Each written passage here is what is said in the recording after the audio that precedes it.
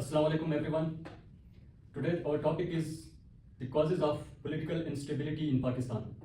So let's discuss the causes, and before starting the topic I want to make it clear that please make sure that always try to address the question without wasting any time.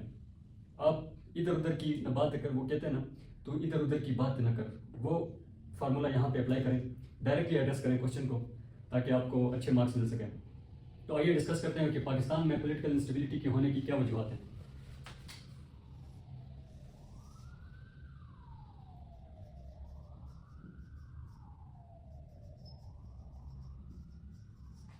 पहले मैं एक एक point लिखता जाऊंगा और बाद में हम डिटेल से डिस्कस करेंगे, उसका एनालिसिस देंगे और इस तरह इस चीज़ को समझेंगे, टॉपिक को भी।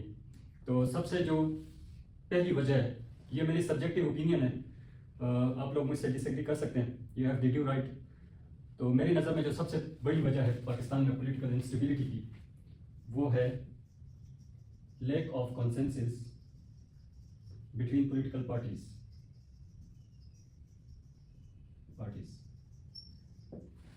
जो दूसरी वजह है सबसे बड़ी पाकिस्तान में पॉलिटिकल इंस्टेबिलिटी की, वो है disturb civil military relations.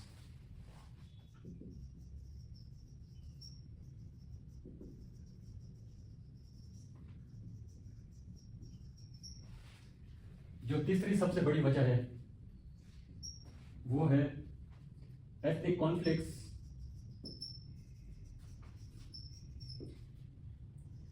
arising due to unequitable distribution of resources। ये थोड़ा सा टेक्निकल है, टेक्निकल तो नहीं है खैर, लेकिन आप लोगों को ये चीज़ समझनी होगी कि सोसाइटी में जो है वो एथनिक कॉन्फ्लिक्ट्स जो हैं उसके पीछे बुनियादी वजूहात पॉलिटिकल और इकोनॉमिक ग्रीवियंसेस होते हैं। तो ये भी हमारा पॉइंट हो गया। और जो फोर्थ पॉइंट है वो है जनरल, आप लिख सकते हैं, सोशल एंड इकोनॉमिक इनइक्वालिटी, ठीक है। और इसके बाद जो हमारा पॉइंट है वो है lack of education, lack of civic education, ठीक है। और let's erase it so that we have space to write points.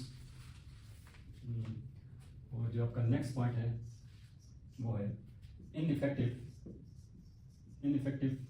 State institutions. और जो आपका नेक्स्ट पॉइंट है वो है इमेच्योर या इनइफेक्टिव पॉलिटिकल लीडरशिप होगी। और नेक्स्ट पॉइंट आप लगा सकते हैं फॉरेन इंटरवेंशंस का भी फैक्टर मौजूद है, आजो कि वो इतना इम्पेक्ट नहीं करता लेकिन मौजूद है, ठीक हो गया। तो ये कुछ चंद मेजर रीजंस हैं पाकिस्तान में पॉलिटिकल इंस्टेबिलिटी की। तो आइए वन ऑन वन हम लोग इसको डिस्कस करते हैं डिटेल से, कि इसको जस्टिफाई करते हैं। बेसिकली जो अपने आउटलाइन में हमने पॉइंट्स लिखे हैं उसको जस्टिफाई करने की कोशिश करते हैं। तो सबसे पहले जो हमारा पॉइंट है वो है lack of consensus between political parties. Lack of consensus की वजह से पाकिस्तान में पॉलिटिकल इंस्टेबिलिटी प्रिवेल कर रही है। इसकी आप मिसाल ले लें 2008 के इलेक्शंस के बाद, जब पॉलिटिकल पार्टीज़ आपस में बैठी, उन्होंने रिकॉन्सिलिएशन की, उन्होंने इंगेजमेंट्स बढ़ाई, उन्होंने डायलॉग स्टार्ट किया, तो पाकिस्तान में कैसे पॉलिटिकल पार्टीज़ मुस्तहकम हुई, कैसे पॉलिटिकल जो इस्टेब्लिशमेंट है उसकी पावर कंसोलिडेट हुई। 18 अमेंडमेंट की मिसाल आप लोगों के सामने है कि कैसे सियासी क़यादत ने अपनी बात मनवाई, उन्होंने कैसे पार्लियामेंट्री डेमोक्रेसी को इन इट्स ट्रू सेंस उन्होंने उसको बहाल किया, उन्होंने कैसे एग्जीक्यूटिव की जो पावर है उसको मजबूत किया, उन्होंने कैसे सेंटर और पेरिफेरी के रिलेशंस को इम्प्रूव किया, उन्होंने कैसे जो नॉन डेमोक्रेटिक फोर्सेस हैं उनका रास्ता रोका थ्रू दी आर्टिकल 6। तो ये सारी चीज़ें आप इसमें मेंशन कर सकते हैं कि जब पॉलिटिकल पार्टीज़ में कंसेंसस होता है तो इस तरह पॉलिटिकल स्टेबिलिटी बढ़ती है, और जब पॉलिटिकल कंसेंसस की एब्सेंस होती है तो कैसे ये सिचुएशन डिटेरियोरेट होती है। तो इस चीज़ को आप मेंशन कर सकते हैं। और दूसरा हमारा जो पॉइंट है वो है डिस्टर्ब सिविल मिलिट्री रिलेशंस। इसमें आप मेंशन कर सकते हैं कि historically since Inception of Pakistan ये इशू प्रिवेल कर रहा है, और करंटली भी ये अपने पीक पर है, और हमेशा ये चीज़ कही जाती है कि they are on the same page, they are not on the same page, ये डिबेट चलती रहती है। तो इस डिबेट को अभी एंड होना चाहिए। आप ऐसे सॉल्यूशंस दें, आप बेसिकली आप कॉजेस उसको एक्सप्लोर करें, इस अपनी जो आपने जो पॉइंट दिया उसको एक्सप्लोर करें। आप बताएं कि सिविल मिलिट्री रिलेशंस के बीच डायलॉग का ना होना, उनका जो ट्रस्ट डेफिसिट है उसकी वजह से रिलेशंस हमेशा स्ट्रेंथ रहते हैं और इंटरवेंशंस और मिसट्रस्ट मौजूद है, जिसकी वजह से पॉलिटिकल इंस्टेबिलिटी बढ़ रही है। जो हमारा तीसरा पॉइंट है वो है ethnic conflicts arising due to inequitable distribution of resources. ये भी एक बहुत बड़ा फैक्टर है, क्योंकि पाकिस्तान एक डाइवर्स सोसाइटी है।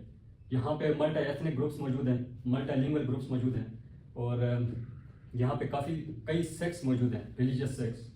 और ऐसी सोसाइटी के लिए जो मॉडल ऑफ नेशनल इंटीग्रेशन है वो ideally it should be pluralistic model of integration, but unfortunately जो करंटली हमारे यहाँ प्रिवेल कर रहा है वो exclusion model of integration prevail कर रहा है, जिसकी वजह से सोसाइटी में एक ग्रीवियंसेस पाई जाती हैं, एक ग्रुप्स में ग्रीवियंसेस हैं जो खुद को मार्जिनलाइज फील करते हैं और जो अपनी महरूमियों को फिर सोशल अनरेस्ट बढ़ता है, इंटॉलरेंस बढ़ती है, जिसकी वजह से पॉलिटिकल इंस्टेबिलिटी बढ़ती है।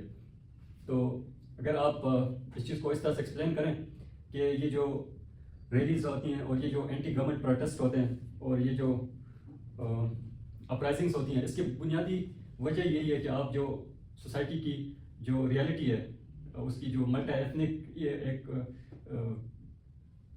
एथनिक सोसाइटी है उसको आप इग्नोर करते हैं और फिर रिजल्ट आपके सामने होता है कि सोशल अनरेस्ट बढ़ता है और पॉलिटिकल इंस्टेबिलिटी आती है। इसी के साथ जो पॉइंट है वो है आपका इनफेक्टिव स्टेट इंस्टीट्यूशंस। ये भी एक मेन पॉइंट है, आपके जो इंस्टीट्यूशंस हैं वो इनफेक्टिव है, आपकी जुडिशरी इनफेक्टिव है, आपका जो इलेक्शन कमीशन है वो इनफेक्टिव है, आपका जो अकाउंटेबिलिटी का इदारा है वो इनफेक्टिव है, जिसकी वजह से जो पॉलिटिकल प्रोसेस है, जिसकी वजह से जो डेमोक्रेसी है, जिसकी वजह से पॉलिटिकल स्टेबिलिटी है वो परवान नहीं चढ़ती।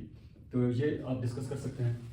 इसके साथ जो इमेच्योर पॉलिटिकल लीडरशिप है ये भी एक बहुत बड़ी वजह है कि जो आपकी पॉलिटिकल एलीट है, आपकी जो पॉलिटिकल लीडरशिप है वो इनकॉम्पिटेंट है। बेसिकली वो अपना जो स्पेस है वो लूज़ करते हैं और नॉन डेमोक्रेटिक फोर्सेस को ये मौका मिलता है कि वो पॉलिटिक्स का हिस्सा बने और पॉलिटिक्स में इंटरफेरेंस करें।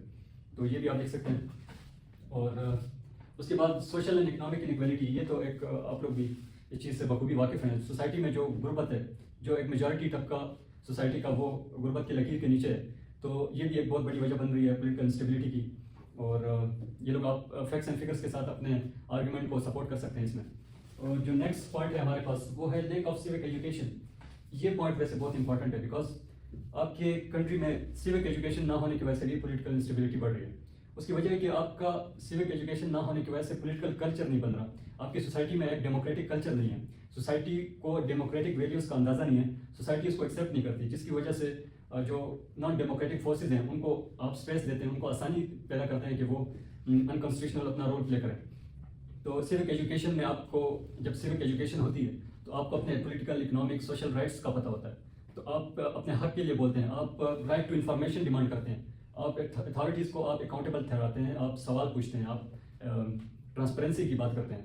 जब आवाम का प्रेशर होता है तो पॉलिटिकल स्टेबिलिटी आ सकती है। और education, lack of civic education अगर नहीं होगी तो आपके अवाम जो हैं वो इलेक्शन को, वो वोट को इज्जत देंगे, वोट में पार्टिसिपेशन को इंश्योर करेंगे, वो पॉलिटिकल प्रोसेसेस में खुद को इन्वॉल्व करेंगे, वो कंसेंसस, चाहे वो अमेंडमेंट्स पे हो, चाहे वो किसी भी कंट्री का कोई भी पॉलिटिकल प्रोसेस हो, वो उसमें इंगेज होंगे। एक सिविल सोसाइटी इंगेज होगी किसी भी मामले में जो कि अवाम से रिलेटेड है। तो ये पॉइंट आप मेंशन कर सकते हैं। और ये कुछ मेन वजूहात हैं जो पाकिस्तान में पॉलिटिकल इंस्टेबिलिटी का बायस बन रहे हैं। और इसके साथ आप रिकमेंडेशंस ये दे सकते हैं कि आप सबसे पहले तो जो पॉलिटिकल पार्टीज़ हैं उनको कंसेंसस की तरफ जाना चाहिए, जो पोलराइजेशन क्रिएट हुई है उसको ख़त्म करना चाहिए। और यही इसके साथ ही जब वो आपस में कंसेंसस करें तो वो फिर स्टेट इंस्टीट्यूशंस को अपने साथ इंगेज करें और उनको भी सारे सिचुएशन से आगाह करें और उनको भी एक जवाब दें कि it's time to build Pakistan, it's time to end this political instability. और जब आप इत्तेफाक में आएंगे तो वो they are ready to accommodate you and they are ready to reconciliate with you.